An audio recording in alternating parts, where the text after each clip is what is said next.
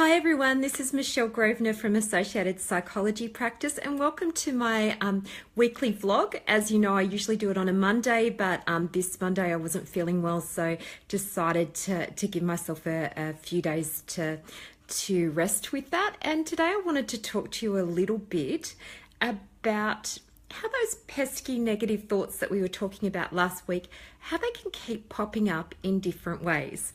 So for most of us, we experience negative thoughts on a daily basis. Sometimes they're very fast, they just kind of fly through your mind and they don't catch your attention much. And other times those thoughts are thoughts that kind of stick and that you start to really kind of to think about and can affect your mood. And so on Tuesday morning, I woke up and I was feeling sick. Had a headache, sore throat, feeling really exhausted, and the negative thoughts took hold for a while there. So I was thinking, I really need to have a day off work, I don't feel well. But then I got all those thoughts about, but I don't have time to have a day off, but I'll be letting people down, that what about the people who are scheduled in to see me? Where will I fit them in again? What if someone had really needed an appointment on Tuesday? What if? And I started to kind of question whether I should have a day off or whether I should just push through and go into work, even though I knew within myself that I wasn't well enough to be there.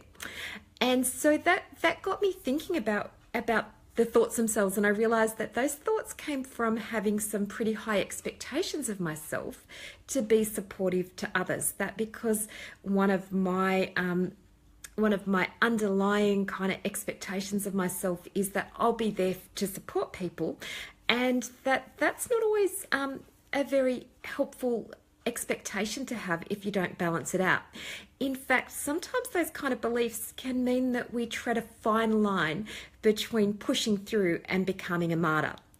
And so, anyone who's been in that situation before, where they know they're not up to doing something from health reasons or whatever it might be, but really push through, has probably relate to it, that sometimes you get to the point where if you push through any further, that you just actually end up being in a martyr mode, where you're really kind of not doing anything that's going to really be helpful for anyone, and you're just going to feel like, I can never take a break.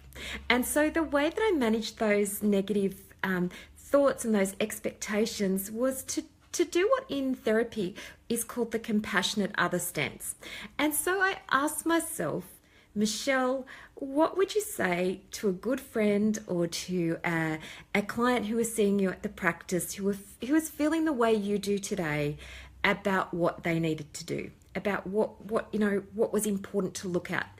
And what I came up with was that I would say to a good friend or a client or anyone actually who is unwell, that you actually need to take time out to look after yourself, because as the saying goes, you can't pour from an empty cup. And so by adopting that compassionate other stance, it became clearer for me what I needed to do on Tuesday, that I needed to look after my well-being and to cancel the appointments I had.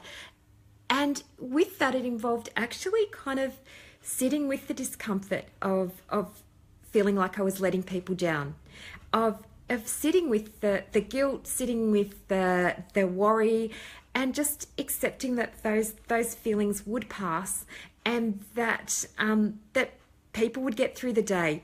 And interestingly, everyone that whose appointments I had to reschedule has been really understanding about it, because they know that that self-care is important too, because it's one of the things we often talk about in treatment. So really encourage you to remember that negative thoughts aren't something that you just deal with once and then they're gone for life. That they're the kind of things that are going to pop up in different circumstances, and that sometimes we need to step back from those thoughts, have a look at what beliefs or expectations might be underneath them, ask ourselves what we'd say to another person in a compassionate way who is experiencing that issue, or ask yourself what's the worst thing that could happen if if I take time out?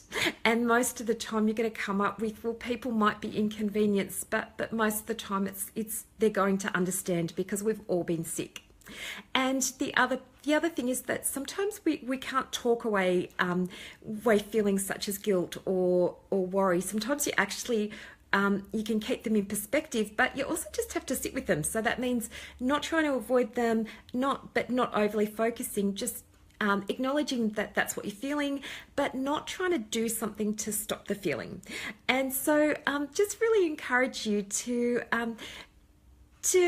take that compassionate stance with yourself when you're struggling with high expectations, when you're feeling a bit overwhelmed by pressures, to really be compassionate with yourself and to sit with some of those uncomfortable feelings. And thanks for joining, Melody. Nice to see you joining live tonight.